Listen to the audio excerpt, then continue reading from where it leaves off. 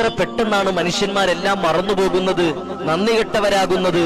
അള്ളാഹു നമ്മളെ കാത്തിരക്ഷിക്കട്ടെ. 71 ദിവസം തന്റെ കൂടപ്പറപ്പിനെ പോലെ കണ്ണിൽ എണ്ണ ഒഴിച്ച് കാത്തിരുന്ന മനാഫ് എന്ന് പറയുന്ന ചെറുപ്പക്കാരൻ, അർജുൻ എന്ന് പറയുന്ന പ്രിയപ്പെട്ട തന്റെ സഹോദരന് വേണ്ടിയിട്ട് കാത്തിരുന്നിട്ട് അവസാനം കിട്ടിയ പ്രതിഫലം എന്താ? നന്ദി കെട്ടവനെന്ന്. അവന്റെ പേരെന്താ? നന്ദി കെട്ടവനെന്ന്. അള്ളാഹു നമ്മളെ കാത്തിരക്ഷിക്കട്ടെ.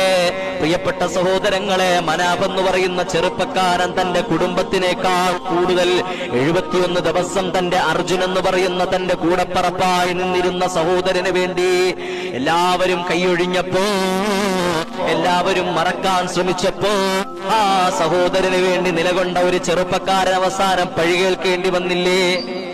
പരിഹാസനാകില്ലേ? എല്ലാവരുടെ ഇടയിലും എളിഭ്യനായില്ലേ? നിന്ദ്യനായില്ലേ? നിസാരനായില്ലേ? പക്ഷേ അല്ലാഹുവിന്റെ ദർബാറിൽ മനാഫ് എന്ന് പറയുന്ന ചെറുപ്പക്കാരൻ